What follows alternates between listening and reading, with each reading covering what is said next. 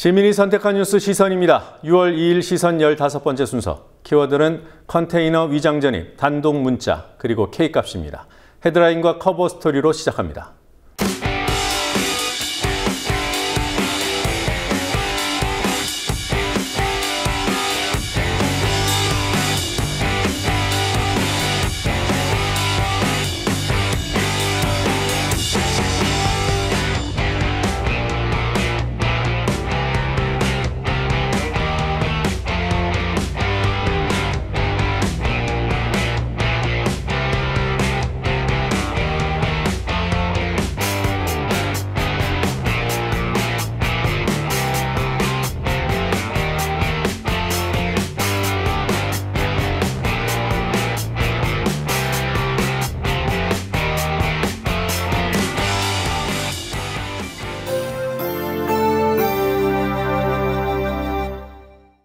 지난 수요일 JTBC의 단독 보도 화면입니다.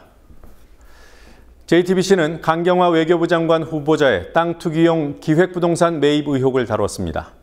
기자는 현장에 가는 대신 포털 지도의 로드뷰 서비스를 이용했고 산을 깎아 컨테이너 2동만 올려서 땅값을 올렸다는 식으로 보도했습니다. JTBC 보도 이틀 전 YTN에도 똑같은 컨테이너 하우스가 등장했습니다. YTN은 강경화 후보자의 증여세 탈루 의혹을 설명하면서 이 집을 빌딩이라고 말했습니다. 땅 투기 의혹을 키우기 위해서는 집 흉내만 낸 컨테이너 따위가 돼야 하고 증여세 탈루 의혹을 키우는 데는 집보다 빌딩이 제격이었던 모양입니다. 네티즌이 찾아낸 한 건축가의 블로그입니다. 2년 전 포스팅에 문제의 컨테이너 하우스가 소개되어 있습니다. 투기용 컨테이너 구조물도 아니고 흔히 말하는 빌딩도 아닙니다. 문재인 정부 1기 내각에 대한 언론의 인사검증은 이렇듯 유례없는 보도검증과 반발에 직면해 있습니다. 인사검증이 집중된 위장전입과 관련해서는 특히 더 그랬습니다. 위장전입의 사유를 구별해서 봐야 한다는 여론이 나오고 나도 위장전입을 해봤다는 인증 릴레이가 이어지더니 국회의원 위장전입 전수조사를 하자는 청원도 제기됐습니다. 하지만 위장전입 단독으로 표현되는 언론의 피상적인 검증 릴레이 또한 멈추지 않았습니다. 바로 이런 내용들입니다. 강도가 더해지고 있는 비판들 중에는 부적절한 표현과 무리한 요구도 있지만 귀담아 들을 내용 역시 적지 않았습니다. 요즘 뉴스 수용자들은 알파고 수준의 네트워크 정보망과 아이언맨 수준의 초강력 무기를 갖춘 최첨단 집단 지성체라고 봐야 한다. 애매하면 기사를 포기할 줄도 알아야 한다. 남들보다 먼저 쓰는 기사가 단독이 아니라 남들보다 정확한 기사가 단독이다. 이런 의견도 있습니다. 미심쩍으면 현장에 가봐야 한다. 거제면 왕복 10시간이면 된다. 한나라의 외교장관 후보자를 검증하는데 이 정도 수고도 하지 않겠단 말인가. 현장에 가지 않는 기자는 기자가 아니다. 하나만 더 보겠습니다. 뭐 있는 거 아니야 라는 의심은 취재의 실마리가 될 수는 있어도 소중한 지면을 털어 심지어 단독이라는 글머리까지 붙여가며 보도를 할 수 있는 근거는 되지 못한다. 언론의 보도 양태에서 본질적인 변화가 생긴 건 아니더라도 자극이 있었던 것만은 분명해 보입니다. 하지만 외부의 자극이 보도 지침으로 반영된다면 이 또한 비극이 아닐 수 없습니다. 현직에 있는 중견 기자가 페이스북에 이렇게 적었습니다. 이렇게 비루한 보도 가이드라인은 존재하지 않았다. 착한 기사만 쓰다가 진짜 기레기가 될 수 있다. 배척도 수능도 답이 아닙니다. 토론과 모색이 요구되는 시대를 맞았습니다. 커버 스토리였습니다.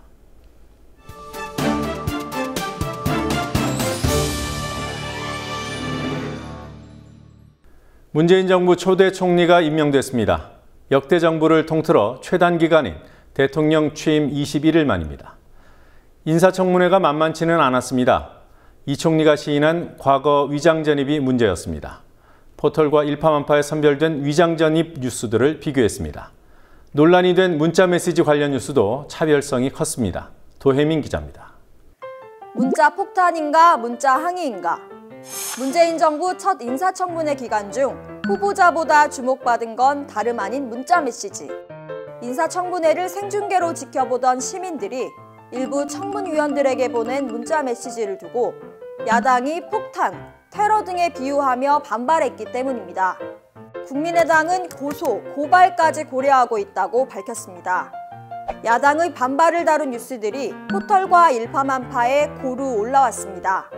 야당의 불만만 뉴스였을까요? 포털에선 그랬지만 일파만파에선 아니었습니다.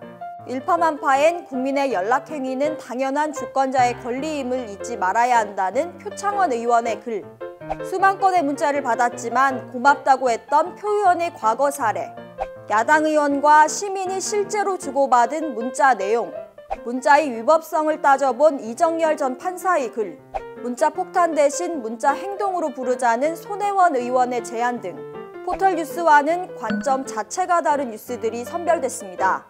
정치권과 언론이 당연한 듯 쓰고 있는 문자 폭탄이라는 표현이 부정적인 인식을 강화하는 수단, 이른바 프레임을 만드는 수단으로 쓰이고 있다는 사실을 일파만파의 뉴스들은 놓치지 않았습니다. 이낙연 총리 후보자 인사청문회 기간 중 논란이 된 또 다른 이슈, 위장 전입에 대해서도 포털과 일파만파는 뚜렷하게 대비됐습니다. 포털은 위장 전입 논란으로 이낙연 후보자의 인준이 난항을 겪고 있다는 뉴스와 구체적인 인사 기준을 마련하겠다는 문재인 대통령의 발언을 다룬 뉴스가 대부분이었습니다. 이에 반해 일파만파에선 위장 전입에 대한 다양한 의견이 오갔습니다. 위장 전입이라고 다 똑같이 취급해선 안 된다는 의견부터 위장 전입 기준을 아예 고위공직자 임명에 관한 법률에 포함시키자는 제안, 선출직인 국회의원에게도 같은 기준을 적용해야 한다는 주장, 국회의원 전원의 위장 전입 여부를 조사하자는 청원까지 야권을 압박하는 여러 방안이 제시됐습니다. 시선대 포털 도혜민입니다. 기자가 쓴 기사보다 더 뉴스다운 시민의 뉴스평을 전해드리는 시선 말씀이 뉴스해달라 순서입니다. 이번 주에 올라온 뉴스평들 중에서 4건을 골랐습니다. 하나씩 살펴보겠습니다. 이게 다 야당 때문이다. 어느 한 사람이 한 말이 아니라 유행어가 된 표현입니다. 문재인 정부 1기 내각 인사청문회 과정에서 야당의 공세가 강화되자 다양한 패러디 이미지로 급속히 확산됐습니다. 여야 대립이 야당의 발목 잡기에서 비롯됐으며 현재 야당은 인사검증의 자격이 없다는 의미 등을 담고 있습니다. 병장이 대장을 대신하더라도 국방부의 사드 보고 누락 사건을 계기로 참여정부 때 있었던 국방부 관료들의 대통령 무시 사례까지 조명되고 있습니다. 문제의 뿌리가 그만큼 깊다는 뜻입니다. 군 개혁이 철저하게 이루어져야 한다는 취지로 이해됩니다. 국민의당에서 보내는 문자 받으면 캡처해서 신고하게 생겼다. 문자 폭탄 논란과 관련해 국민의당이 대책기구를 설치하고 피해 사례를 수집하겠다고 했습니다. 시민들의 문자 항의가 아니라 국회의원들의 스팸 문자가 문제라는 취지로 국민의당을 비판하는 글입니다.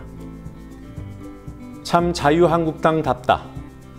자유한국당 의원들이 새누리당 시절인 지난 총선 때 5대 개혁과제 이행을 약속하면서 지키지 못하면 세비를 반납하겠다고 신문 광고까지 한 일이 있었습니다. 그 약속 시한이 5월 31일이었지만 역시 지키지 않았습니다.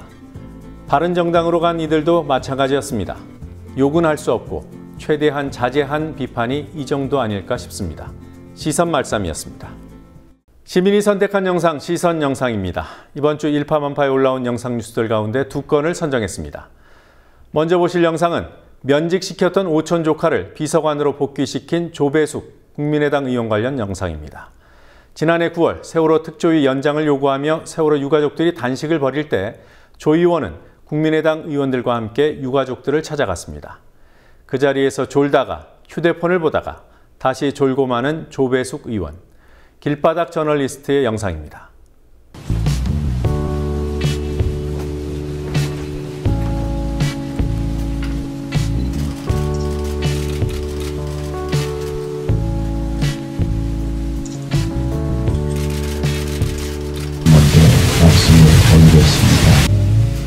새롭게 다짐하고 꼭 저는 청산 문제 결과를 방향으로 해보겠습니다. 그거를 시원한 소식을 가져오지 못하고 위로가 되지 못한 점에 대해서 서로 무게감을 느낍니다만은 다시 준다. 그리고 수사권, 기소권 특조위에 직접 줄 수 없으니 특검으로 하겠다. 그러니 가족들이 이것을 받아들여달라. 그걸 여야가 함께 저희들에게 요청을 했던 상황이었습니다. 저희들은 받기 싫었지만 그러나 워낙 그렇게 강하게 저희들에게 요구를 하셔갖고 또 진상규명이 시작 시점이 너무 늦어질 경우에 또 문제가 발생할 수 있습니다. 그래서 분명히 저희들이 이렇게 하겠다고 약속을 했던 것이고 그때 그 합의할 때는 또 상임위 이런 얘기 없었습니다. 그냥 본회의에 올라가서 만장일치로 의견을 하는 거였어요. 공식적인 선언도 있고 기자회견도 있었고 그런데 저희가 아쉬워하는 건 그런 선언은 분명히 있었고 하루하루 거의 한계선 상황이 와 있는 거거든요. 제 스스로 일주를 해보니까 저는 그게 한계선 상황. 제가 이미 시작할 때 기간을 정해서 했기 때문에 그냥 끝냈지만 제가 그 후에 더했으면 그거에는 저희가 주어진 세월호 참사의 진실규명 또 안전사의 대책 마련하는 그 범죄의 책임을 도저히 수용할 수가 없어서 그래서 단식을 하게 됐거든요. 그 당시에 아시다시피 정부가 1월 30일 날로 저희 특조위의 중요한 어떤 조사도 사실 공무원인 제가 여기 나와서 단식을 좀 시작하게 됐는데 그 당시에 저로서는 그게 저희가 치울 수단이기 때문에 제가 이제 일찍 단식을 하고 박대표도 오시고 또 우상화 대표도 오시고 또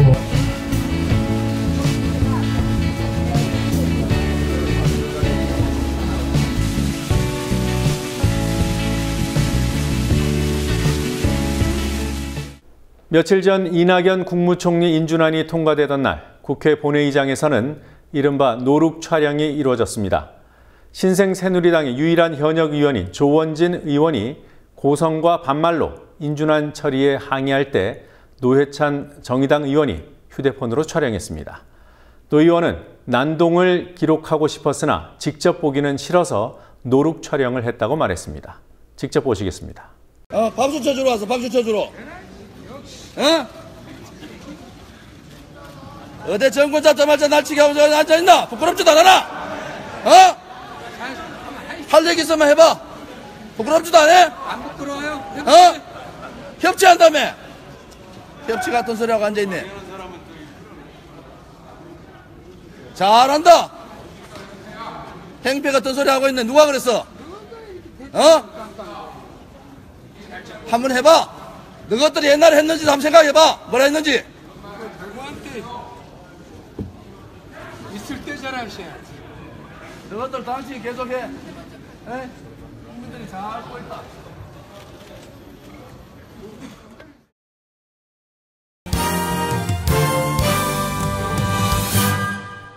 일파만파의 시민 편집단 가운데 주목받고 있는 시민 편집장을 초대해 그의 시선을 마주하는 시간 나의 시선. 15번째 손님으로 최강욱 변호사를 초대했습니다.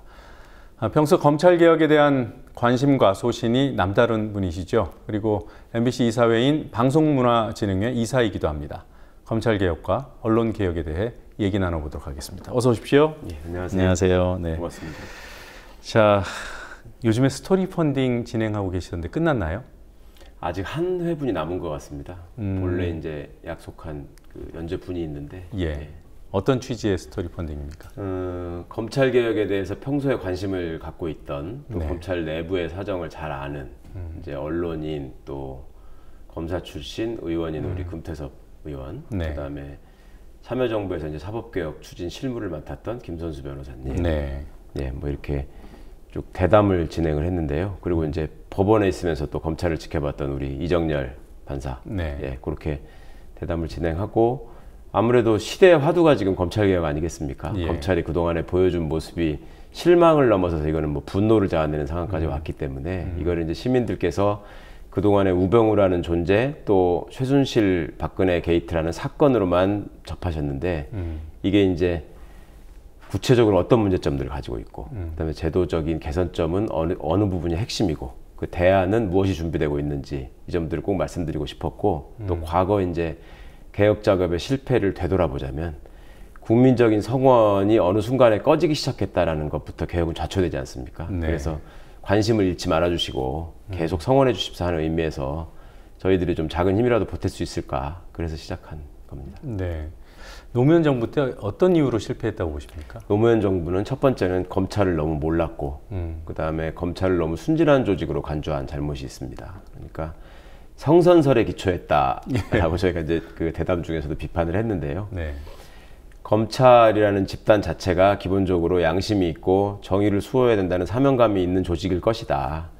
정치 권력이 부당한 간섭만 하지 않으면 소위 검사들이 주장하는 10%도 안 되는 정치적 사건 때문에 검찰이 매도당하는 일은 없어야 한다라는 것이 이제 노무현 대통령의 기본 생각이셨죠. 네. 그래서 그 부분만 놓아주면, 그러니까 정치 권력이 개입하지 않으면 알아서 잘할 것이다. 그리고 알아서 잘하는 과정에서 당신들끼리 제대로 된 개혁안도 만들어보고 제대로 어떻게 가는 것이 검찰의 올바른 모습일 것인지를 고민하고 토의해라. 이런 차원에서 이제 검사와의 대화라는 것부터 시작을 하신 거죠. 네. 그리고 이제 도저히 외부의 시선을 가지고 자기를 객관화할 수 있는 상태가 아니다.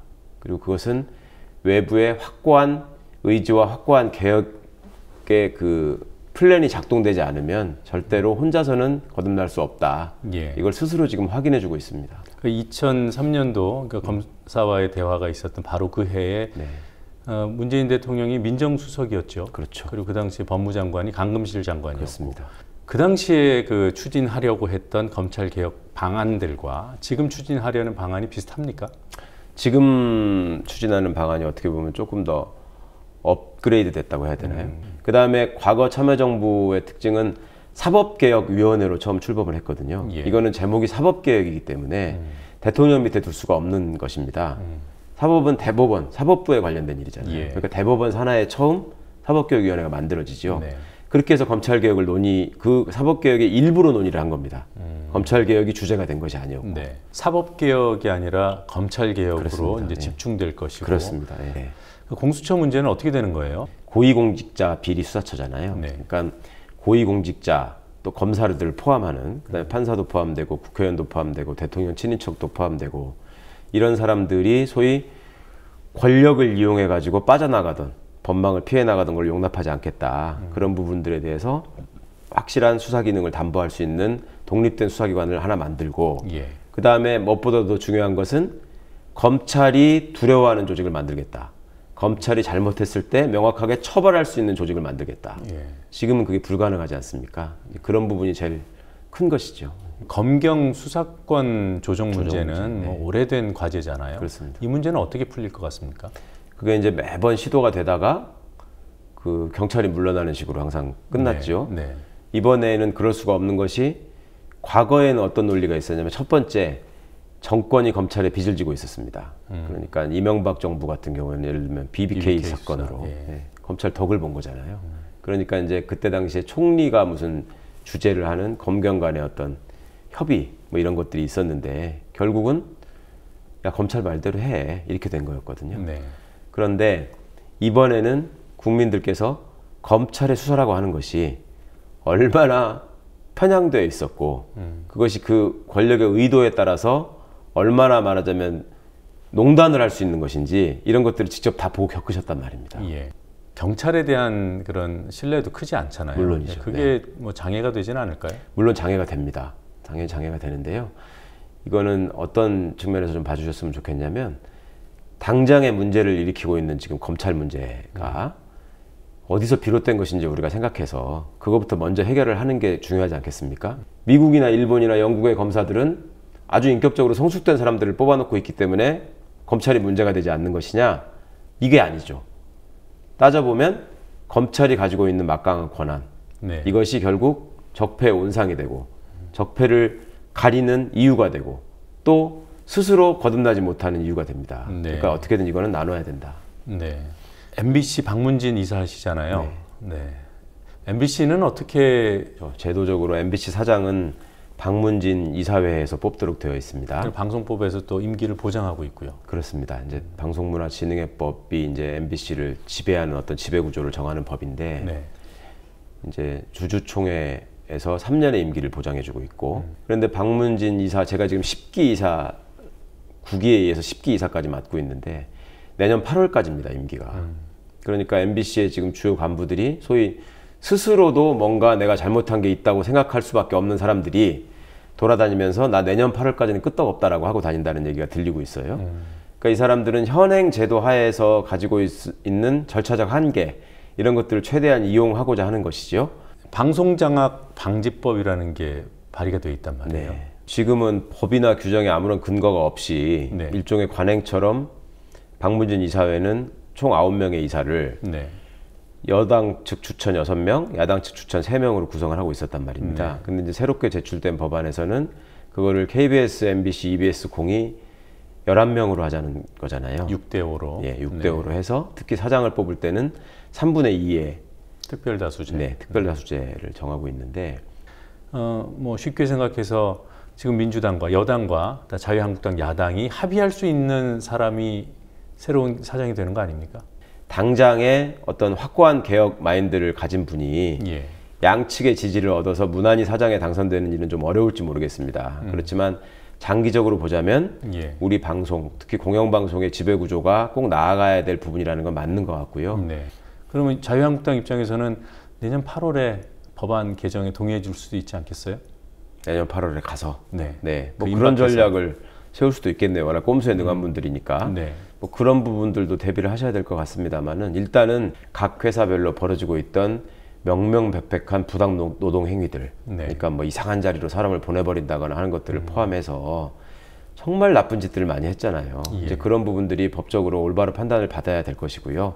그 다음에 그들이 전행하면서 쌓아왔던 온갖 비리들, 이런 흔적들이 점점 하나씩 드러나고 있고, 보충해서 말씀드리자면 경영진의 비리를 말하자면 뿌리 뽑아야 된다, 이 부분과 관련해서 네. 오해가 있을 수 있는 부분이, 그러면 과거에 KBS 정현주 사장 몰아내는 거하고 뭐가 달라, 그렇죠. 이렇게 생각하실 수 있는데 그때는 비리가 있어서 몰아낸 게 아니라 비리가 있는 것처럼 만들어가지고 쫓아낸 거죠. 네. 지금은 그렇게 하자는 말씀이 아니고 명백한 잘못이 있으면 그거는 당연히 처벌을 해야지. 그러면 공영방송이 과거에 그럴 수밖에 없었던 현실이 있었으니까 이거는 그냥 화합 차원에서 정리하고 넘어가자? 이거는 말이 안 되는 거죠. 예. 그 우리 변호사님은 국방부 검찰단 고등검찰부장 출신이세요? 네네. 정확히는 수석검찰관이었습니다. 아, 네. 네.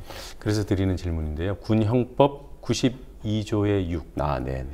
그 군내 동성애자들을 색출하고 네. 처벌하는 이런 데 이제 악용되고 있지 않습니까? 제목은 이제 추행죄라고 되어 있는데요. 네. 그 구성 요건을 보면 과거에는 그 군인이 개간을 하거나 네. 닭개자 개간을 네. 하거나 뭐 추행을 할 경우에는 처벌한다는 걸로 돼 있었는데 이거를 이제 개간이라는 용어를 학문 성교로만 바꿔가지고 남아 있습니다. 네. 미국도 이미 진작에 폐지를 했고요. 네. 다른 심지어 뭐 페루 같은 나라에서도 이런 법이 어딨냐, 이렇게 진작에 다 없앤 법이거든요. 근데 희한하게 우리나라는 지금 이렇게 남아 있습니다. 지금 그 국회의원들이 발의는 했습니다. 네. 후 김종대 의원이 대표 발의한 걸로 알고 있는데 엄청난 항의 전화에 시달리고 계신다고 하더라고요. 네. 그런데 정말 잘못 알고 계신 것이 이거를 가지고 어떻게 프레이밍을 해서 지금 비난을 하고 있냐면 군에서 동성애를 허용하자는 조항이다. 네. 네? 그 다음에 이 조항을 없애게 되면 상급자가 하급자를 데려다가 얼마든지 말하자면 동성애자의 욕정을 충족할 수 있는 대상으로 삼을 수 있는 거 아니냐. 이런 비판들을 하세요. 네. 첫 번째, 간통죄가 위헌 판정을 받고 폐지됐습니다. 네. 그게 헌법재판소가 그러면 전 국민을 상대로 간통을 장려하기 위해서 그걸 위헌 선언을 한 거겠습니까? 말이 안 되지 않습니까? 예. 네. 그 다음에 그런 조항이 없어지게 되면 얼마든지 그런 행위가 가능할 것이다. 그런 행위들을 처벌할 수 없을 때 그게 가능한 거겠죠. 위계나 위력에 의한 강간, 강제추행 이런 것들은 가중처벌을 하는 조항이 이미 형법에 많이 있거든요. 그리고 또 일반의 오해가 아니 군인들은 형법을 적용받지 않고 군형법을 적용받는 건데 군형법에 그 조항을 빼버리면 당연히 처벌 못 받는 거지 무슨 소리 하는 거냐 이렇게 말씀하시는데 네. 굉장히 잘못 알고 계시는 겁니다. 군인들은 군형법만을 적용받는 게 아니고 형법 더하기 군형법을 적용받는 네. 것입니다. 예. 네. 그 군 검찰에 계실 때요. 뭐 군 사조직 이런 부분도 수사를 혹시 하셨나요? 저희 장성지급 비리 수사를 하다가 제가 중간에 잘렸거든요. 그 아, 이유가 예. 예, 그 이유가 저희가 그 다음으로 이제 수사를 하려고 했던 주제가 뭐였냐면 도대체 무엇 때문에 이렇게 모든 군인들을 속여가면서 이런 식으로 가짜 진급심사 연기를 해가면서까지 이 특정한 사람들을 정해놓고 진급을 시켰어야 했을까? 네. 이게 궁금했습니다. 예, 예. 이상하지 않습니까? 그렇죠. 그렇다면 이것이 이유가 되는 거는 일종의 사조직이 있을 수밖에 없다. 네. 예, 그렇기 때문에 이 사람들이 이런 식으로까지 연기를 하는 것이다 라는 생각을 했었고, 그 부분을 파고들기 시작했습니다. 그랬다가 바로 잘렸거든요. 정밀하게 수사해서 밝히고 싶었는데, 그리고 상당한 제보와 단서도 갖고 있었는데 예. 지금도 굉장히 제가 통탄스러운 부분이죠. 예. 그 독사회는 그 당시 있었습니까? 독사회는 그때는 없었단 말이고요. 그게 그렇게 된 거는 김관진 씨, 그 다음에 김태형 씨, 뭐 이런 분들이 이명박 정권을 거치면서 군에 말하자면 아주 요직들을 네. 이제 다 장악하고 쭉쭉 이어가고 있었는데, 네. 이 사람들의 특징이 다 독일 육사를 나왔다는 거거든요. 그러니까 이제 육군 사관학교를 다니던 사람들 중에 먼저 선발대에서 가는 사람들이 미국 육사를 가는 사람이 있고요. 예. 그다음에 이제 독일 육사로 또 보냈었습니다. 네. 그렇다 보니 저도 독사회라는 명칭은 오늘 처음 봤는데, 이름은 뭐 그럴싸하게 독을 빼내야겠습니다. 예. 그렇죠. 이제 정리해야 될 시간이 왔습니다. 초대 손님들께 공통으로 드리는 질문인데요. 네. 우리 시청자들께서 참고하실 만한 SNS 계정 하나만 소개해 주세요. 저는 SNS 계정 중에 제가 가능하면 꼭 빼놓지 않고 찾아서 보려고 하는 시간이 날 때마다, 네. 그건 저는 전우영 선생님의 트위터 계정입니다. 아, 예. 예, 히스토피안이라는 그 아이디를 갖고 쓰시는데, 예. 그 아주 짧은 단어로 그 정말 시대 상황과 시대 정신을 압축하는, 그리고 이제 역사학자시기 때문에 전우영 선생님이 그걸 기반으로 하는 정말 촌철살인의 말씀들을 많이 남기셔가지고, 네. 그게 또 책으로도 아마 출간이 됐을 겁니다. 과거에 쓰셨던 것들을 모아서. 네. 근데 제가 그 부분은 꼭 추천드리고 싶고, 그 전에 이제 우리 진중권 선생 계실 때는 재미있게 참 봤었는데, 이분이 계정을 폭파하시는 바람에 예, 전우영 선생님이 그 트위터도 하시고 페이스북도 하는데, 네. 트위터의 촌철살인 그렇습니다. 글들, 예. 그걸 트위터가 더 재밌는 것 같습니다. 아, 그래, 알겠습니다.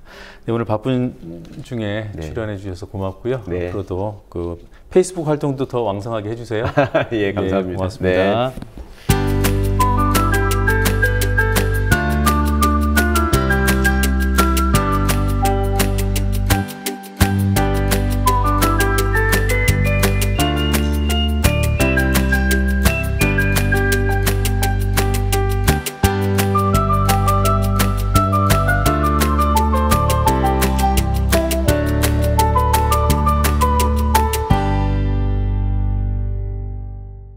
(2012년) 대선 개표 부정 의혹을 다룬 영화 더 플랜은 의심스러운 수치 K값을 제시했습니다.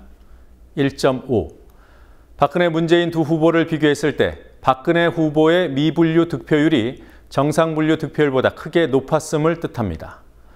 더 플랜은 분류기 조작을 의심했습니다.